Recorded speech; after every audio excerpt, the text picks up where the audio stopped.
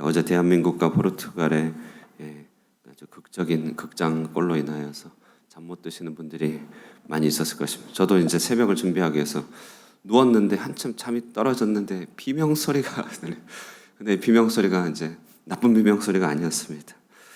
그래서 그냥 비명 소리 듣고 뉴스를 스마트폰을 봤는데 간단히 봤는데 결국 16강 진출했다가 잠이 안 오는 거예요. 잠이.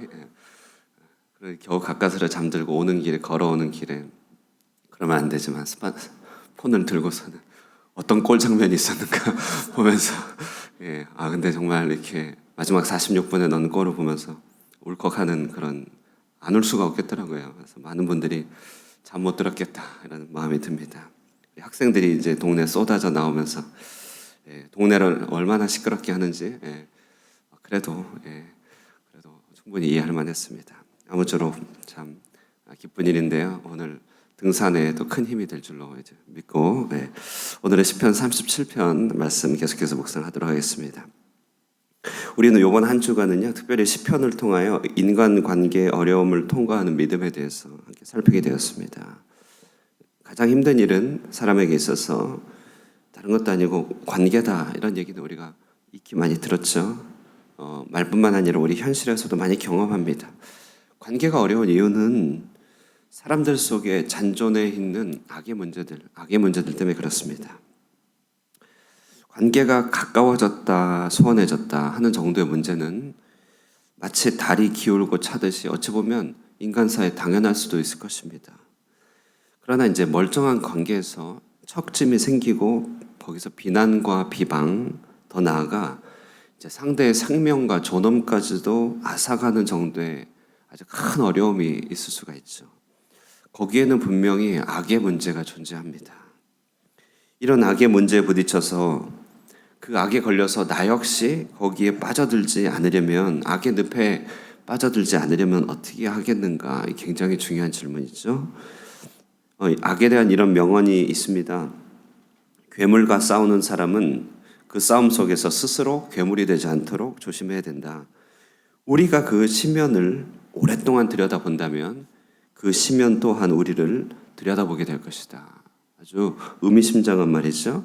신은 죽었다라고 말하는 프리드리히 니체가 한 얘기라고 합니다. 그런데 정말 잘 얘기했습니다. 악에 대해서 너무나 통찰이 있는 말입니다. 우리는 37편을 통하여 첫째 날에는 불평하지 말고 잠잠하고 온유한 자에게 주실 땅을 소망하라는 어떤 지혜로운 명령, 지혜자의 명령의 형태로 듣게 됩니다. 불평하지 말고 기다리라. 불평하지 말아라. 잠잠해라. 악에 대하여 이렇게 우리가 반응하거나 건드려지지 말아라. 이제 이렇게 얘기하는 것이죠. 두 번째 날은 그 연장선인데요. 이제 조금 더 교훈적인 지혜가 전달되는데 의인의 적은 소유가 악인의 부요함보다 낫다. 그런 얘기를 했습니다. 의인의 적은 소유가 악인의 부요함보다 낫다. 그러므로 악인을 시기하지 말고 역시 잠잠하여 기다리라. 둔감함도 능력이다. 이런 얘기를 했습니다. 이 모든 말씀은 이제 조금 수동적인 표현이죠. 악의 준동. 악이 막 일어날 때 거기에 마음을 지킬 수동적인 형태의 어떤 지혜를 얘기해 줍니다. 자, 그런데요, 이제 오늘의 해법은 적극적으로 이제 우리에게 주시는 명령이 있죠. 악에 대한 우리의 자세, 그것은 바로 선을 적극적으로 행하라 얘기합니다. 27절, 28절 우리 한번 읽어볼까요? 시작. 악에서 떠나 행하라. 그리하면 영원히 살리니 여호와께서 정의를 사랑하시고 그의 성도를 버리지 아니하심이로다. 의인과 악인의 가장 큰 차이는 무엇일까? 뭘까요? 의인과 악인의 가장 큰 차이는 뭘까요? 제가 대단한 학자는 아니지만 성경을 조금 공부한 사람으로서 가장 큰 차이에서 우리는 특별히 십계명의 6계명을 원리를 생각해 보면 될 것입니다. 6계명 혹시 뭔지 아시겠습니까? 5계명 부모 공경하라. 6계명은 살인하지 말라죠. 살인하지 말랍니다. 자, 이 살인하지 말라는 이 계명을요, 이 금지 명령을 많은 사람들은 그냥 죽이지만 않으면 된다는 소극적인 명령인 것 같지만요, 살인하지 말라의 참뜻은 무엇이겠습니까? 뒤집어 보면 생명으로 하여금 더욱 풍성히 얻게 하라, 이것이죠. 살인하지 말라는 완벽하게 한 사람과 다른 이의 인격과 그의 재산과 그의 생명을 더욱더 증대시키고 풍요화하는 일에 할 수 있는 모든 방법을 동원하라. 이게 살인하지 말라는 계명의 참뜻입니다. 실제로 그렇습니다.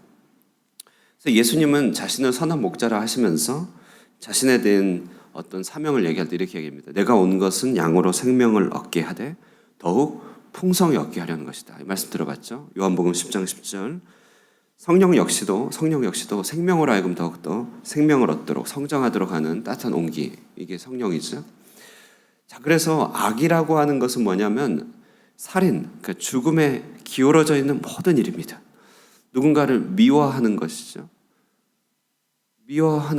그건 이제 살인이죠. 누군가를 방치하는 것 역시 살인이죠. 유기하는 것, 학대하는 것, 박해하는 것, 이렇게 미움에서 소극적인 무관심, 미움, 방치, 유기, 학대, 박해, 이게 다 살인으로 기울어져 있는 모든 것이, 이게 다 악에 속한 일입니다. 선은 그 반대입니다. 의로운 일은 누군가의 생명을 위하여, 풍성함을 위하여 애쓰는 일이죠. 누군가를 위하여, 그 일을 위하여 품고 기도하고 섬겨주고 주변을 살펴주고 거친 것들을 거두어주고 이렇게 섬기는 것이 생명의 일, 바로 의로운 일입니다. 자, 그래서 선을 행하라. 적극적인 명령은 34편에서와 37편 두 가지 방향으로 나타나는데요. 하나는 하나님을 향하여 여호와를 바라고 그의 도를 지키는 것입니다. 34절입니다. 한번 읽겠습니다. 34절 시작. 여호와를 바라고 그의 도를 지키라. 그리하면 내가 땅을 차지하게 하실 것이라. 적극적인 선의 한 행위는 하나님을 향하여서는 하나님을 바라고 그의 도를 지키는 것. 그 다음에 또 다른 한편의 적극적인 선은 다른 사람을 향하여서는 의로운 자를 살피고 세우라. 37절 한번 읽어볼까요? 읽겠습니다. 시작. 온전한 사람을 살피고 정직한 자를 볼지어다. 모든 화평한 자의 미래는 평안이로다. 자, 하나님과 사람 사이 두 가지 방향을 명백하게 얘기하고 있습니다. 선에 대해서. 하나님을 바라고 그의 도를 지키라. 이 두 가지, 이제 또 사람을 살피라. 두 가지 적용해 보면, 먼저는 예배를 새롭게 하라, 이런 말이죠. 하나님을 바라라. 예배를 새롭게 하라. 예배를 안 드리는 건 아닌데 모든 예배는 우리가 종교화되고 고차가 될 수 있습니다. 예배를 새롭게 한다는 것은 야곱이 다시 베델로 올라간다는 것입니다. 아브라함이 제단을 찾고 쌓았죠. 어제의 하나님, 익숙한 하나님이 아니라 오늘 다가오시고 내일 다가오실 하나님께로 우리가 자꾸만 그 앞에 선다는 것입니다. 때로는 한 번씩 새로운 사람을 만날 때마다 그가 가진 영적인 통찰 때문에 우리가 새로워지게 되죠. 그러면 새롭게 하나님을 드립니다. 이전에 안 했던 새로운 섬김을 해보게 될 때, 선교지를 방문하고 난 뒤에 돌아올 때, 작정한 기도의 시간을 채울 때 하나님 앞에 기도한 것들이 응답되어서 다시금 하나님과의 관계를 갱신할 때, 혹은 성경을 또 많이 읽어 하나님을 새롭게 알게 될 때, 이렇게 신선한 하나님에 대한 이해와 통찰은 우리의 예배를 새롭게 합니다. 그래서요, 예배당도 우리 한 번씩 바꾸는 것도 하나님을 새롭게 만나는 방법 중에 하나죠. 우리는 늘 고차가 되고 화석화되는 그런 특성이 있습니다. 화석화가 됩니다. 이게 인간의 특성이기 때문에 하나님을 새롭게 하지 않으면 영적인 결석이 생기고 그것이 우리를 찌르게 됩니다. 그래서 하나님을 바라라, 도를 지켜라, 이 말은 하나님에 대해서 새 마음을 품고 새로운 하나님을 이해하고 주님의 도를 행함으로써 신선해져라, 이런 말이겠습니다. 자, 하나님 만나는 우리의 예배를 갱신하기, 이게 악에 빠져들지 않고 악에 의하여 심령이 상했을 때 해야 될 일입니다. 자, 하나님을 향하여 예배를 새롭게 하기. 자, 그럼 또 한편으로는요, 이제 사람들에 대한 계명이잖아요. 사람들, 선인을 챙기라, 이제 이런 얘기인데요. 이것을 다른 말로 적용하면 좋은 사람을 곁에 두라, 이런 말이죠. 악한 사람 때문에 고생했는데 해법은 좋은 사람을 곁에 두라. 온전한 사람을 살피고 정직한 자를 볼지어다, 이렇게 얘기합니다. 자, 우리 사람들은요, 참 일종의 습관적인 인력이 있기 때문에 우리를 상하게 하고 우리를 괴롭게 하고 이렇게 우리에게 덕이 안 되는 사람도 인력 때문에 쉽게 떨치지 못하죠. 인간관계는 쉽지 않습니다. 그걸 어떻게 끊습니까, 우리가? 그렇죠? 자, 그런데 좋은 방법이 있습니다. 그것은 좋은 사람을 찾고 적극적으로 곁에 두는 것이죠. 좋은 사람을 곁에 둔다는 것은 좋은 사람을 찾아낸다는 것을 말합니다. 그리고 이를 위하여 에너지를 쓸 줄 아는 것인데 어떻게 하면 좋은 사람 두겠습니까? 그 원리는 좋은 사람이 있는 곳에 모여야죠. 자, 다시 말해 예컨대 수영을 잘하는 사람을 곁에 두려면 수영 클래스에 들어가면 수영 잘하는 사람 이렇게 곁에 두게 돼 있죠. 달리기 잘하는 사람을 곁에 두려면 달리기 하는 사람들 속으로 들어가면 곁에 있게 됩니다. 다시 말해 의지와 동기, 방향성이 같은 사람들 주변에 모이면 실력의 편차와 상관없이 자꾸만 함께하는 사람들이 점점 좋아지는 것이죠. 어떻게 좋은 사람을 곁에 둘까?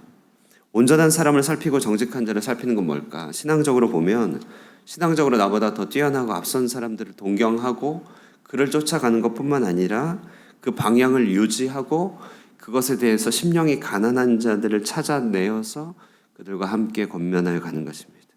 그 일에 참여하는 사람들, 그 일에 마음을 쓰는 사람들, 관심을 두는 사람들 속으로 자꾸 들어가고 또 함께하는 것이죠. 그래서 교회는 자꾸만 선한 일을 벌려야 되나 봅니다. 교회가 지속적으로 말씀 훈련을 유지해야 되는 이유도 여기에 있겠죠. 계속 기도하고 복음을 전하는 교회의 본질적인 사명을 자꾸만 해나갈 때 그와 같이 하나님 뜻 또 본질적인 사명에 관심을 두고 또 거기에 힘을 에너지를 쓰는 열망들이 우리 가운데 일어나지 않겠습니까? 그리고 그런 사람들이 자꾸만 모이고 찾아지게 될 것이다. 그러면 교회는 하나의 좋은 사람의 풀이 되겠죠. 그러니까 인재의 풀이 있듯이 좋은 풀이 될 것입니다. 그러는 가운데 나쁜 영향력들은 점점 빠져지게 되는 것이죠. 점점 빠져지게 되죠. 교회를 아름답게 가꾸신 목사님들의 한결같은 이야기들은요, 정말 그렇더라고요. 처음에는 이렇게 사역하면서 처음에는 여러 가지로 힘든 것이 많지만 그러나 하나님 앞에 꾸준하게 하나님의 뜻대로 그렇게 섬기고 나아갈 때 결국은 교회가 하나님 뜻대로 풍성하게 채워지고 좋고 아름답고 선한 협력들이 일어나더라. 그렇게 얘기합니다. 악한 영향력들은 점점 멀어지게 되는, 우리가 일일이 끊을 수는 없습니다. 선으로 채우면 됩니다. 37절 하반절 말하죠. 모든 화평한 자의 미래는 평안이로다. 이렇게 말합니다. 자, 이렇게 새로운 마음으로 예배드리기, 하나님께 새로워지기, 하나님을 새롭게 받아들이기. 자, 이게 첫 번째고, 두 번째, 의롭고 좋은 새로운 관계 속으로 들어가기. 자, 이게 양으로 생명을 얻게 하고 더욱 풍성히 하게 하는 적극적인 선의 원리 아니겠습니까? 사는 날 동안에 우리가 얼마나 많은 악함을 보게 됩니까? 일일이 싸우다 보면 우리도 악해지고 우리도 똑같아지죠. 그러므로 악을 악으로 갚지 말아라. 악을 악으로 갚지 말고 도리어 적극적인 선으로 갚으라. 그러려면 하나님을 향하여 새로워져야 되고 우리 역시도 하나님께 본질적인 사명을 유지하면서 그 길로 나아가 사람들을 찾고 또 본받도록 하고 함으로써 나아갈 때 생명의 풍성함이 나타나게 되는 것이 오늘 약속으로 주어집니다. 오늘 그 풍성한 생명이 우리 가운데 하늘꿈 교회 가운데 우리 가운데 약속되어질 수 있게 되기를 주님의 이름으로 축원드립니다. 기도하겠습니다. 사랑하는 하나님 아버지, 은혜 사랑 감사합니다. 주님의 살아계심과 신실하심이 우리의 삶을 늘 항상 붙들어 주시고 이 땅 가운데서 사모하여 심령이 가난한 자들을 불러내어 찾아주시고 함께 주의 나라 이루게 하여 주시는 놀라운 주님의 통치를 찬양합니다. 하나님, 날로 갈수록 악해져가는 세대, 어두워져가는 세대 가운데 우리의 심령이 상하곤 하오나 주님 살아계시고 하나님께서 일하시면 우리가 굳게 믿사오니 우리 하나님 날마다 새롭게 다가오시는 하나님을 우리 하나님을 온전히 배우게 하여 주시고 그 하나님을 향한 우리의 예배를 갱신해 나가며 주님께 영광 올려드리는 삶을 살아갈 수 있도록 하여 주시옵소서. 또한 주님을 사모하고 주의 의를 또 온전히 좇으며 또 주님의 뜻을 행하기를 기뻐하는 자들 우리 곁에 두며 또 찾아내며 또 그 길을 온전히 달려가 우리 가운데 풍성한 동역의 일들이 넘치게 하여 주시고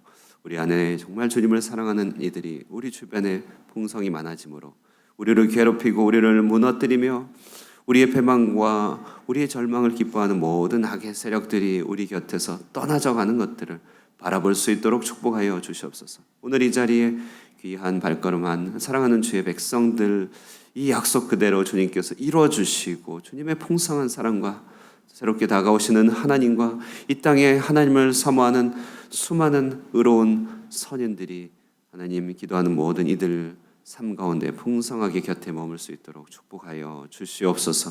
오늘 기도 마치고 하나님 오늘 7시 반부터 출발하여 전교인이 야유회를 합니다. 산으로 갑니다.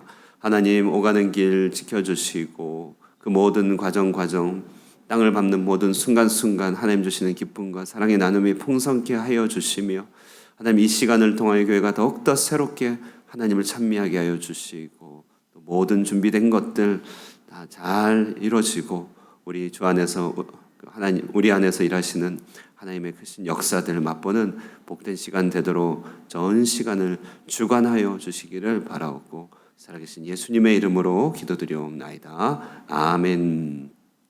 우리 말씀 생각하시면서 기도하시고요. 오늘 이후에 있을 우리 등산의 행사를 위해서 기도해 주시고 우리 내일 주일을 위해서 기도하시고 또 이 시간이 기도 이후의 시간을 갖도록 하겠습니다. 우리 함께 기도하시겠습니다.